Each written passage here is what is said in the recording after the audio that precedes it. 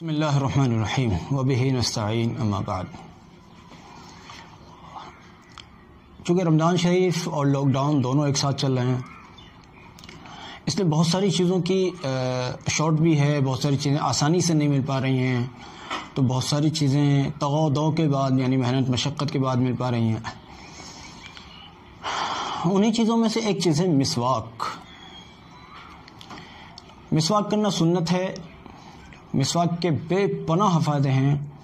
اگر کوئی آدمی چاہتا ہو کہ بڑھاپے میں دیر تک میرے دانت پوری صحت سلامتی کے ساتھ محفوظ رہیں تو اس کو مسواک کرنی چاہیے۔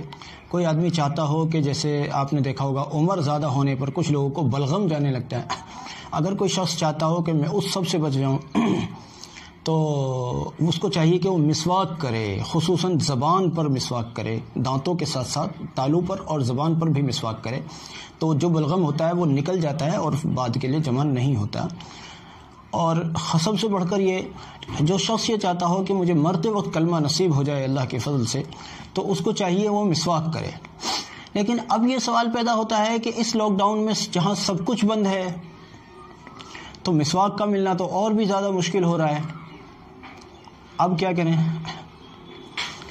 دیکھیں، مسواک سب سے پہلے سمجھنے کی بات یہ ہے کہ مسواک کس کو کہتے ہیں۔ مسواک کہتے ہیں دانتن کو۔ اب وہ مسواک چاہے نیم کی ہو، ببول کی ہو، کھجور کی ہو، پیلو کی ہو، زیتون کی ہو یا کسی اور چیز کی، بہرحال وہ مسواک ہے۔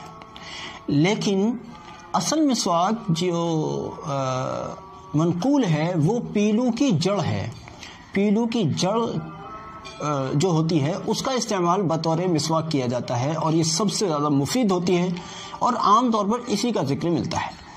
اب لیکن چونکہ پیلو کی جڑ لائیں کہاں سے؟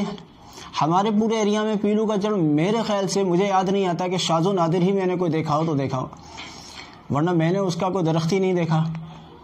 اور ایسے ہی بہت سارے علاقوں میں تو پیلو کے درخت کو شاید جانا بھی نہ جاتا ہو، تو وہ لوگ کیا کریں گے؟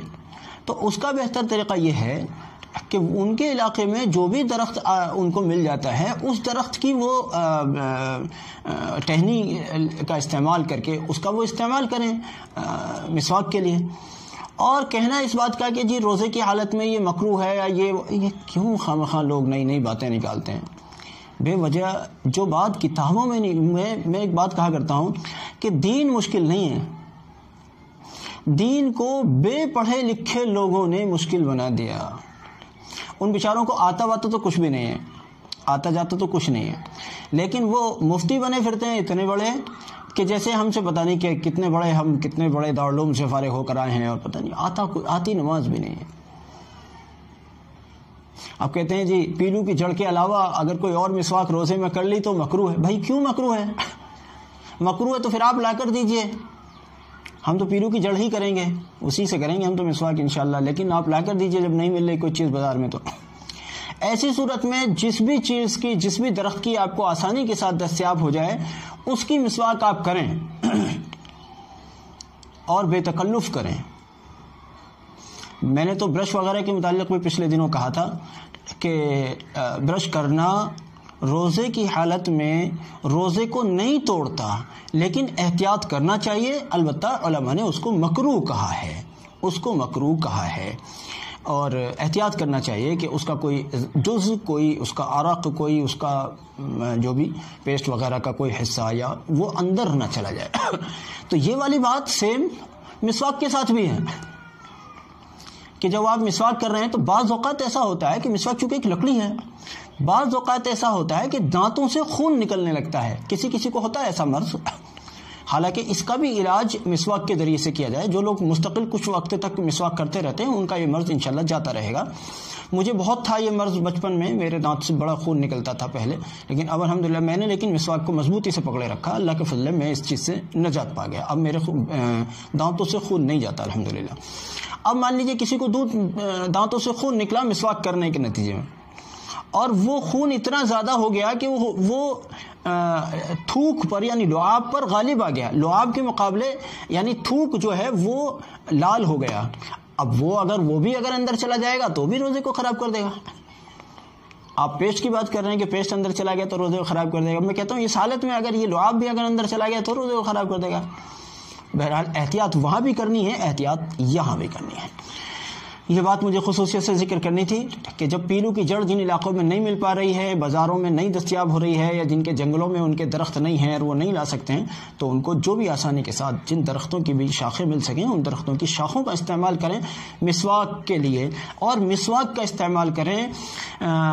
میں یہ تو نہیں کہتا کہ آپ پیسٹ بالکل استعمال نہ کریں, لیکن یہ ضرور کہتا ہوں کہ اللہ کے واسطے مسواک ضرور استعمال کریں. اگر آپ 5 وقت بھی استعمال نہیں کر سکتے, جبکہ ہر وضو کے اندر سنت موقدہ ہے مسواک کرنا, لیکن اگر آپ ایسا نہیں کر سکتے تو کم سے کم کریں تو صحیح, کچھ تو کریں, ایک عمل کو شروع تو کریں. اپنے بچوں کو مسواک لا کر تو دیں. اللہ کرے ہم مسواک والی سنت پر بھی آ سکیں, دوسری سنتوں پر بھی ہم آ سکیں. آپ دیکھیں گے حیرت انگیز نتیجے ہیں مسواک کے, بے پناہ فائدے ہیں مسواک کے.